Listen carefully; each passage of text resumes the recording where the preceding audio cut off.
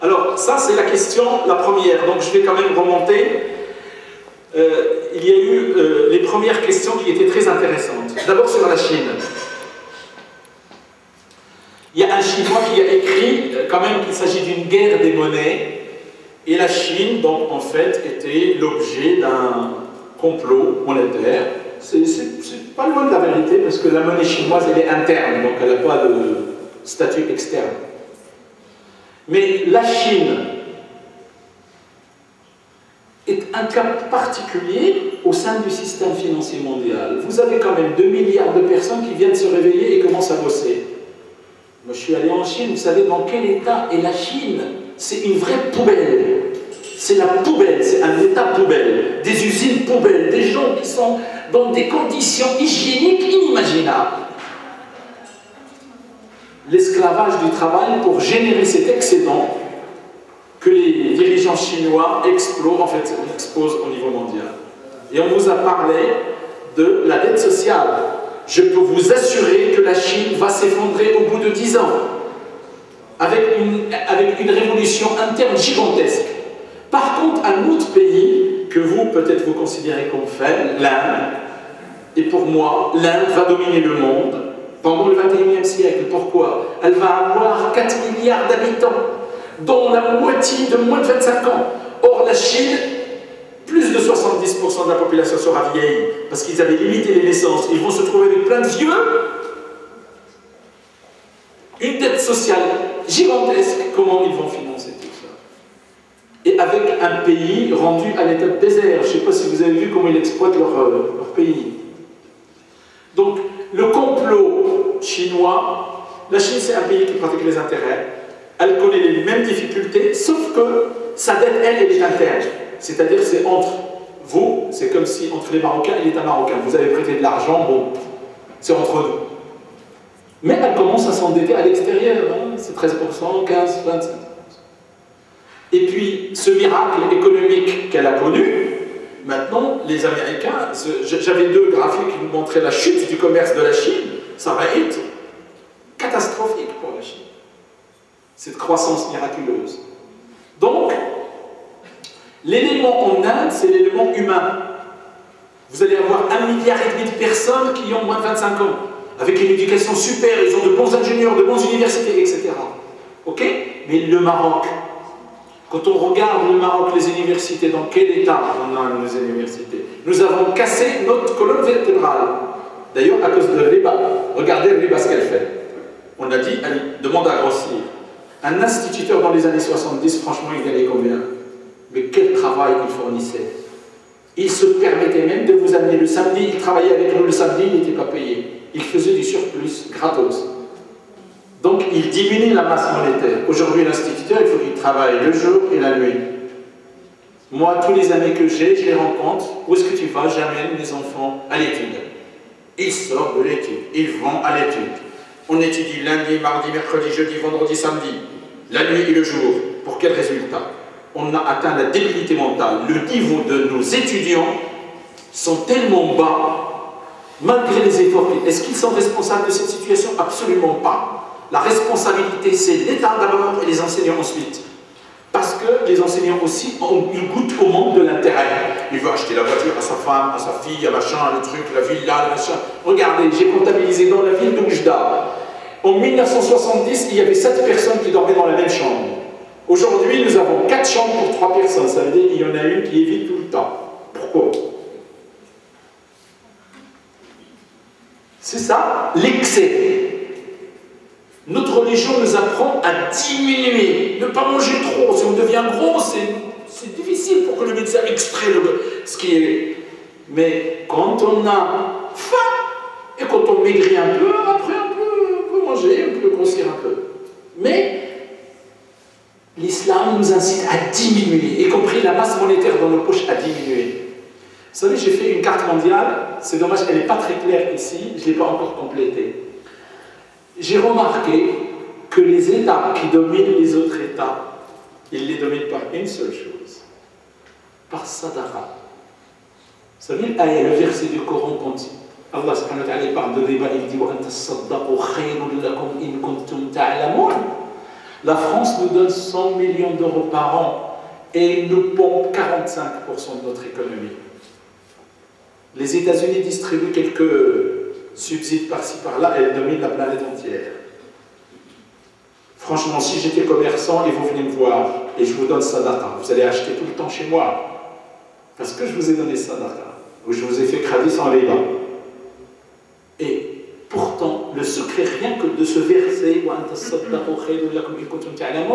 j'ai découvert qu'au niveau commerce mondial, 10% est perdu, n'est pas vendable. Si vous êtes marchand de légumes, 10% vous allez les jeter. Franchement, si vous êtes intelligent, vous les donnez quand ils sont en état d'être consommés. Avant, 10% je les donne. Je vais avoir plein de clients. Ce mec-là, tout le monde vient le voir.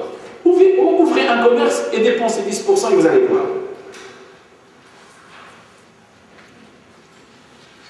Alors, est-ce que la crise, la solution, elle est vraiment technique?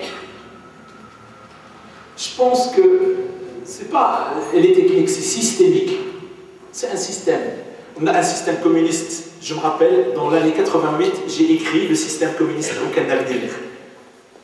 Essayer de répartir les richesses équitablement entre les gens, c'est pas possible. Le système capitaliste, il va exploser à cause de le taux d'intérêt, et je l'ai dit en 1988. Et on a, nous, un système qui est le juste milieu. Il a l'avantage de tirer, de sortir, de ne pas mettre cette chose qui gonfle l'élément le plus important, le mal, la richesse. Il ne faut pas qu'elle gonfle artificiellement. Quand on gagne de l'argent, il faut qu'on le gagne utilement. Alors, la solution technique, non, elle est systémique. Vous savez à quoi me fait penser cette crise?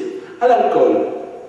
Ils ne trouveront pas de solution. Je peux vous assurer que les Européens, les Américains, les Japonais, ils vont se réunir, le G20, le G machin, ils ne trouveront pas de solution. Et quand je vous ai annoncé qu'il va y avoir des émeutes, je pense que vous n'êtes pas au courant de ce qui se passe aux États-Unis. Il y a des émeutes, il y a des morts. J'ai vu en Angleterre. Je peux vous assurer que toute l'Europe, ils vont la saccager.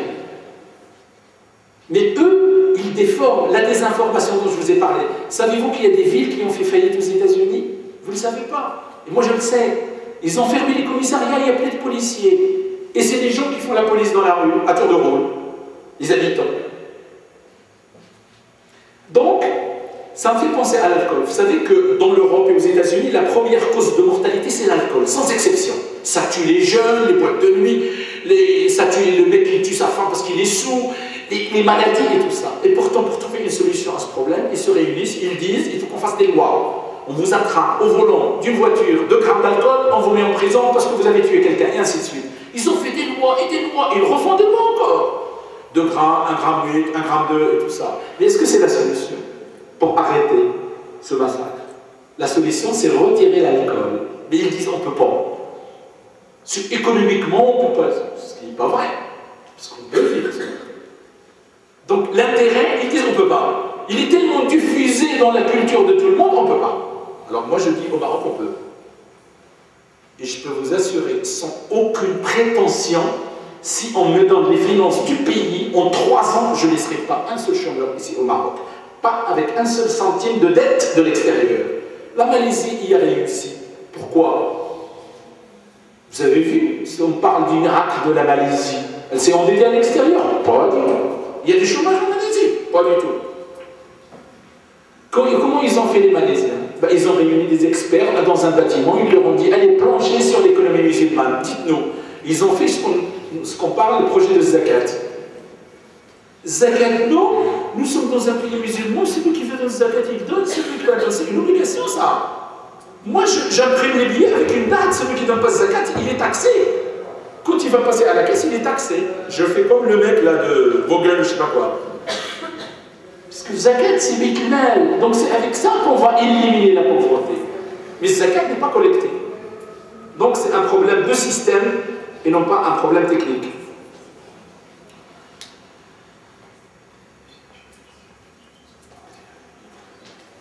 Donc là, il y a la question concernant la théorie du gouvernement mondial et tout ça. C'est vrai que le système à intérêt, c'est les Juifs qui l'ont instauré, qui l'ont nourri.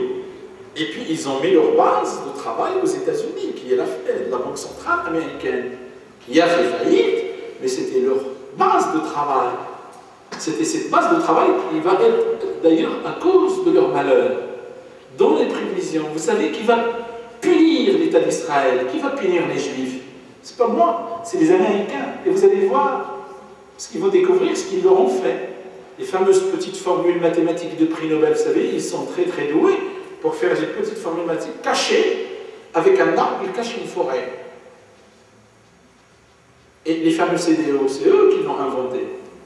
Je vous avais même montré, je ne sais pas si je vous ai montré la formule mathématique qui permet l'évaluation de l'option.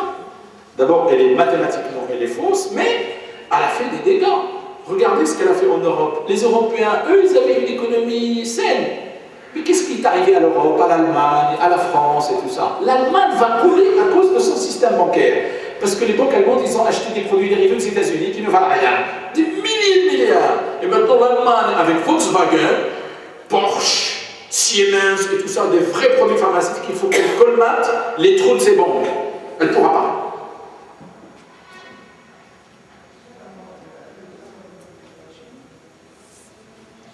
Alors là, quelles seront les conséquences sur le yuan chinois, c'est-à-dire la désintégration et tout ça? Vous savez, le yuan chinois, c'est une monnaie nationale, ce n'est pas une monnaie internationale. Elle est échangée contre les Chinois. D'ailleurs, elle a une valeur qui est faussée par la politique de la Chine. Elle ne paye pas ses salariés, disons pour éviter l'inflation.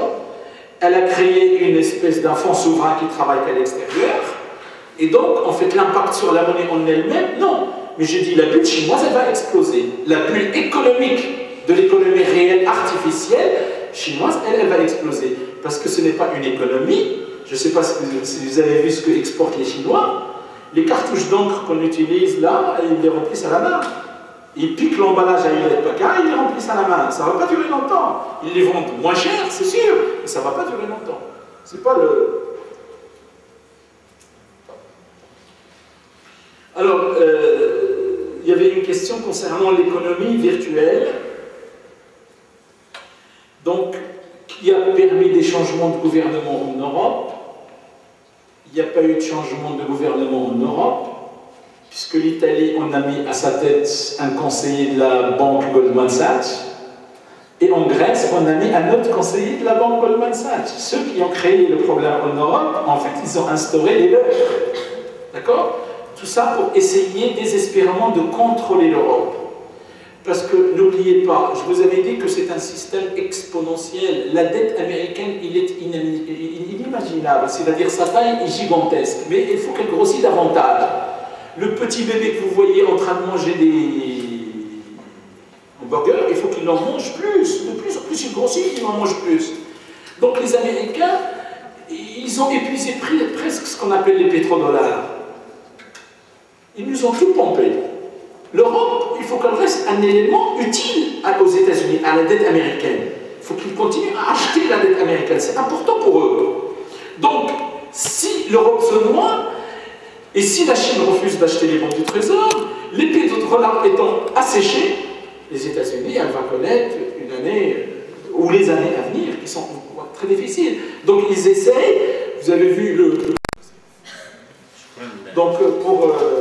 ceux à qui je n'ai pas répondu, ceux qui avaient encore questions, je pense qu'on va avoir l'occasion, Inch'Allah, de débattre, puisque le prochain sujet que je vais animer à Rabat, existe-t-il une alternative au système bancaire actuel? Il faut que je réponde quand même, parce que je n'ai pas eu le temps, mais c'est vrai qu'il existe une alternative scientifique, calculée au système qui existe actuel.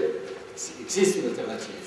Et donc là, je vous ai donné déjà une indication sur la gestion de la monnaie, mais du point de vue institution, croyez-moi, il existe une alternative, une véritable alternative, et ça sera peut-être le thème de la prochaine conférence, qu'on animera même ici au sein du centre, si les responsables bien nous. Je vous remercie de votre attention.